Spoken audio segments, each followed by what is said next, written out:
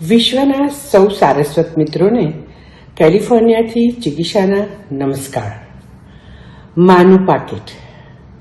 માના વલની સંવેદના શું શબ્દોથી વર્ણવી શકાય? ભગવાનને નરી આંખે આપણે જોઈ શકીએ છીએ. તે સચ્ચિદાનંદ આનંદની તો માત્ર અનુભૂતિ જ હોય. માના પ્રેમની પણ અનુભૂતિ જ હોય. તેનું શબ્દોમાં વર્ણન કરવું નામુમકિન છે. હમણાં જ ચૈત્રી નવરાત્રિ ગઈ. બધા માના ભક્તો માનું પૂજન અર્ચન કરે. હું પણ માની અસીમ કૃપાનો અનુભવ અને અનુભૂતિ સતત કરતી જ રહું છું. પણ નવરાત્રિની આઠમ મારે માટે મારી જનતાની, મારી જન્મદાત્રીની વિદાયનો દિવસ. સાલ 2010ની નવરાત્રિની સાતમની રાતે મેં છેલ્લી વાર તેની હૂંફમાં તેની સાથે એક જ પલંગ પર સૂઈ તેને ભેટીને વિતાવી હતી. અને આઠમની સવારે તે હંમેશ માટે મને નોંધારી કરીને ચાલી ગઈ. તેના મૃત્યુ પછી તેની પાછળ છોડી ગયેલ હીરા, મોતી કે સોનાથી ક્યાંય વધારે કિંમતી એક ચીજ મેં મારા પિતા પાસેથી માંગી હતી, અને તે હતું મારી માનું નાનું પાકીટ.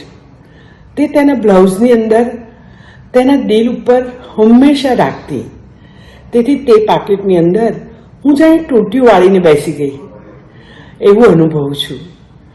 આખે આખી તેની છાતીમાં હું સમાઈ ગઈ હોઉં તેવું તે જોઈને મને થાય છે.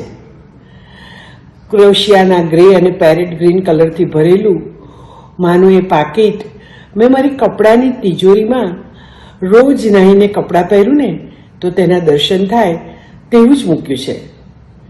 રોજ નાહીને કપડાં પહેરી ભગવાનના ચરણ સ્પર્શ કરતી હોઉં તેમ હું તેને હાથમાં લઈ માથે અડાડી, હોઠોથી ચૂમી, છાતી પર લગાડી મા મારી સાથે હોય ને તેવો અહેસાસ કરું છું.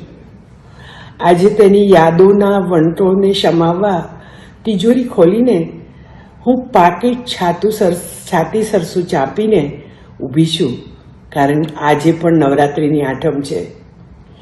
માના એ નાનકડા પાકીટમાં હજુ મને તેના પરસેવાની સુગંધ આવે છે. પાકીટને છાતી પર 2 હાથથી લગાડું છું ને ત્યારે તેને ભેટતી હોઉં ત્યારના મને શબ્દો યાદ આવે છે. આવી ગઈ બેટા. અને તેના ઉષ્માસભર હૂંફ અને મમતાથી લદબદ પ્રેમનો અનુભવ હું કરું છું. નાની હતી ને ત્યારે તેના પાલવ નીચે સંતાઈને જે બેફિકરાઈ અનુભવાતી અને આખી દુનિયાથી સુરક્ષિત હોવાનો જે અનુભવ હું કરતી, એ જ અનુભવ એના નાના પાકીટને છાતી સરસું ચાંપું ને ત્યારે થાય છે. પાકીટને માથા પર લગાડું ત્યારે કોઈ અજબની શાંતિ અનુભવાય છે. પાકીટની નાની ચેન ખોલીને ક્યારેક ક્યારેક જોઉં છું તો મને તેમાં માનો હસતો મોટો લાલ ચાંદલાવાળો ચહેરો દેખાય છે.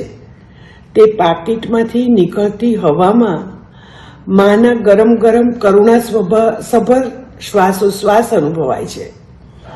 પાકીટ હજુ આટલા વર્ષો પછી તેણે ભરેલું હતું તેવું જ મેં રાખ્યું છે. તેમાં એક 100ની નોટ, 2-4 1 રૂપિયાની અને 5 રૂપિયાની, 2 રૂપિયાની નોટ અને થોડું પરચુરણ છે.